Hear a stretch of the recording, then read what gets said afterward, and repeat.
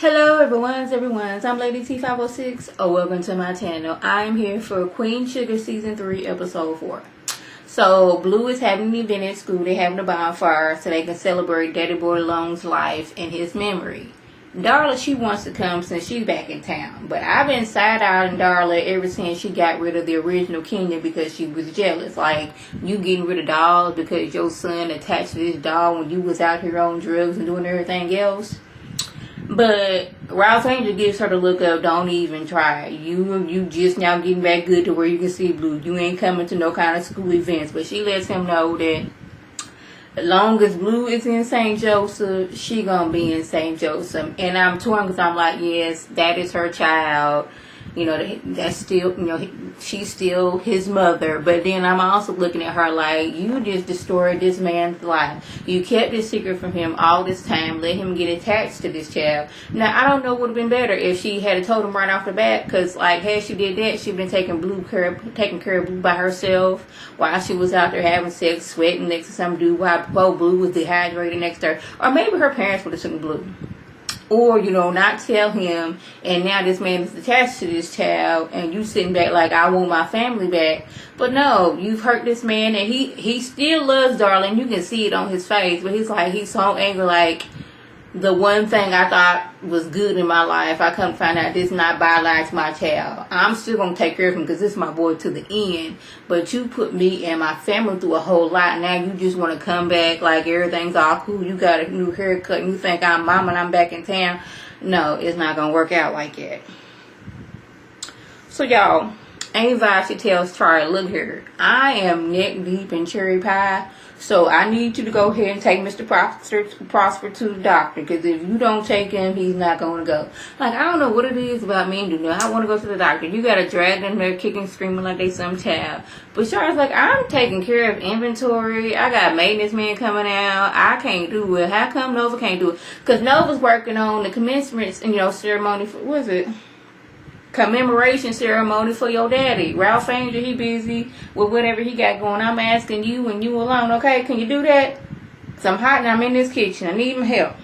So this is when Miss Effie comes in. And y'all, I do not like Miss Effie. I didn't like her from the way she first was up there trying to come for Aunt Vi because Aunt Vi stopped going to that church or church in general. It's people like that make people not want to go to church acting that way. So she come in, Miss Effie come in with the crew talking about something. It's time for you to get up out of here, Vi. We need the kitchen. Vi's like, hold up now. We made out a schedule and I have the place until 5. I have another batch to go, so y'all gonna have to wait. Well, we've been doing it like this since before I was here. So these good church-going people have the kitchen. And I was like, y'all wasn't saying nothing when y'all was cashing those checks. Because last time I looked, those checks were getting cashed and getting cashed fast. So she was like, well, there's nothing I can do about it. Take that up with the Lord. I was like, you know what? I would have loved if she had stubbed her toe or something like that would have happened to her because you just being ugly now. See, that's why you need to just, put your pride away and let Hollywood buy you a nice little area, a little storefront where you can be cooking, making your pies in the background and have them on display right then and there, and you ain't got to worry about people like her because she was good taking your money. And now she's like, I'm sorry, we didn't got what we needed out of you. We got, we was able to get the roof fixed, so now we don't need you no more. Get up at our church. I was like, ugh. So Charlie's PI tells her on the surface everything. I mean, the business outside of things, they seem to be legit. That's what it seems like. But I don't know. The suspicious side of me thinking maybe she working for the border loans too. But maybe this is like one of, somebody that Charlie know for real. But she says, they personal life is a lot of mess. Some of them out here liking prostitutes. We got a church going family man who has a whole nother woman on the other side of town. It's a lot going on with these people. But the business side, it seems clear, it seems legit. But Charlie's like, there has to be something else going on. I need to get to the bottom of this. I know I did not just sell my whole entire company just to get that 1% and look into this, and there not be nothing. I was like, I just do not want Charlie to lose out on this because people gonna really hate her. So y'all, poor Mr. Prosper, he needs somebody to come over and sit with him. His wife took care of all the paperwork, and she had a system, and he doesn't remember and or know the system in which she had. And he's trying to look for his medical records. He's going through that. Then come to find out he's getting evicted from his land, which is owned by the Landrys. He, I guess, been paying on the land, and he finally was able to get his lease in and all that stuff. And now they trying to kick him out. So now Charlie got this on her head, like he got that. Being evicted, he got to have surgery, and he hasn't told his daughter. And Mr. Prosper is a proud man. And he doesn't want any help, and he doesn't want anybody to know what he's going through. But I'm like, if you finna have surgery and you're going to be infected, you're going to need somebody to help you out. So I advise she is feeling the effects of running a business and her lupus, because lifting all that stuff up, the joints is going to start hurting, and she ain't going to know what to do. Some of the pies and got smushed because she doesn't have an actual factual van, like a delivery van. Hollywood's like, you need to get one. She's like, she don't have the money for that right now. But Hollywood has the money, but Ivy just does not want to take that money. Later on in the episode, she eventually was like, look here.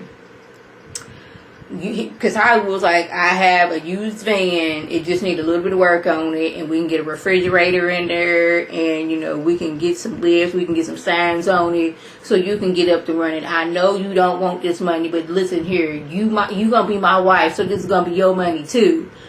This is what Aunt Vi's thing was. Her ex-husband bought the house that she lives in, and every time she stepped in that house, he let her know that this is my house and I paid money for this house. This is not yours. So that's been in her head, like, I don't want help from nobody. But okay, I can see that I need to slow down and I need this van. I'm gonna let you do this for me, okay? Holly was like, it ain't no, he didn't say this, but I'm paraphrasing. Everybody needs a little help every once in a while, okay? You my woman. Therefore, you're going to be taken care of. You want this business together, Hollywood here for you. See, that's why we love Hollywood, because of stuff like this. See, y'all, I need to know what is going on with Remy and Nova. Because these two was giving each other the look. Now, excuse me, I'm trying to find my notes about this. I didn't skip past something. Because Remy, he has some students out there who want to be farmers out on the Waterloo land. And they're talking, and they kind of giving each other like, how you doing? They kind of giving each other that kind of look like, hey. I'm like, I don't know how I feel about that. Because it was first, they was talking about how Daddy would go alone and Nova would go fishing. Ralph Angel was a baby, and Charlie's like, I'm not finna get dirty. And one time, they went out somewhere, and he came back with a black eye. And I'm like, we had people just, racist people just beating up people. Like, you have to imagine, this was what, like, maybe 25 years ago? 25. That was the 90s, y'all. Yeah, that was the 90s. And they was out here, I'm just going to say it was the 90s. Like, people were still doing stuff like that. And Ernest had a look of, I could have killed this dude, but my baby's out in the car, and I can't be doing that. And since that day, Charlie Sheen been wanting to go fishing ever since. That just been stuck in her head. But y'all, that look that they was giving each other, I was like, I'm uncomfortable with that, because, Remy, the first person he was liking after his wife was Charlie, and Charlie was doing things that he didn't feel deemed respectable, and now they, broke up and everything. But I'm like, they was giving each other a look, and I was like, See, y'all,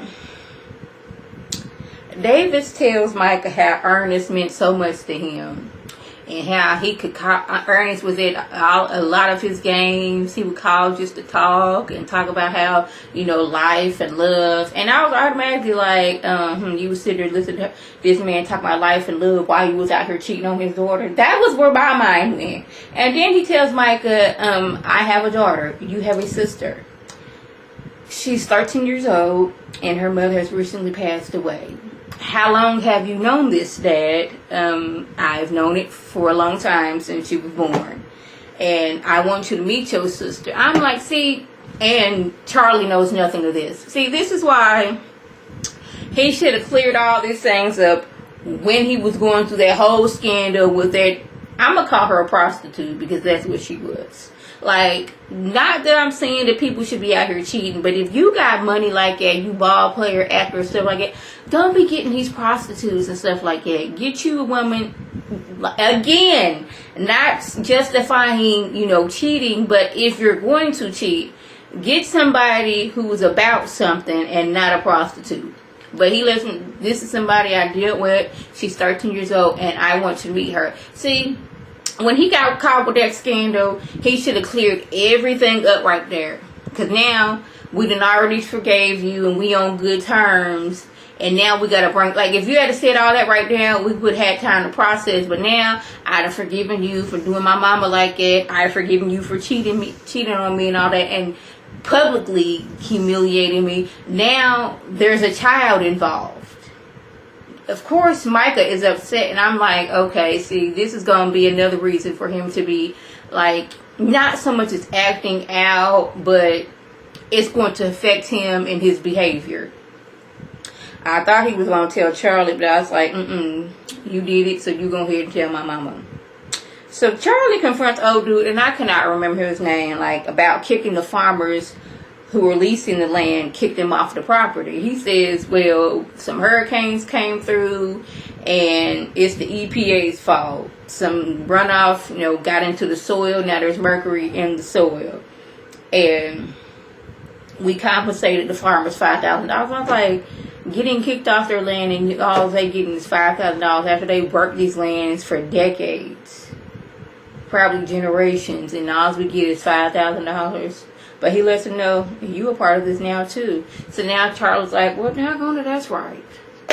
Because Prosper was one of the people whose land was leased by the Landrys. The couple last week, they were leasing the land from Landrys. So I think it's a little more something like, I don't all the way trust him. He may keep on saying that he's a black sheep of the family, but he's still in the family. So, oh yeah, at the end, Blue, for his birthday, they had a bonfire, and it's like a tradition. Bonfire is, you take a letter and you put it in the fire, and the ashes and all that stuff go into heaven and give your message to your ancestors. And Blue sent his one to Papa, Daddy Bordelon, because Daddy Bordelon is responsible for bringing Darla back. And now this changed something around family. We're like, okay, Darla, you can come to, Blue's little thing at school. I ain't even gonna be there. You go ahead and do that. Charlie's like, I'm gonna take care of him, meaning Prosper. No, but she said she gonna do her thing. So, yeah, that was the gist. If I left anything out, by all means, leave a comment or video response. And like I always want to thank my subscribers and the people watching my video. I want you to like this video, comment, and subscribe. And share this video with your friends on Facebook, Twitter, Instagram, and here on YouTube. This is Lady T signing off. Have a good one.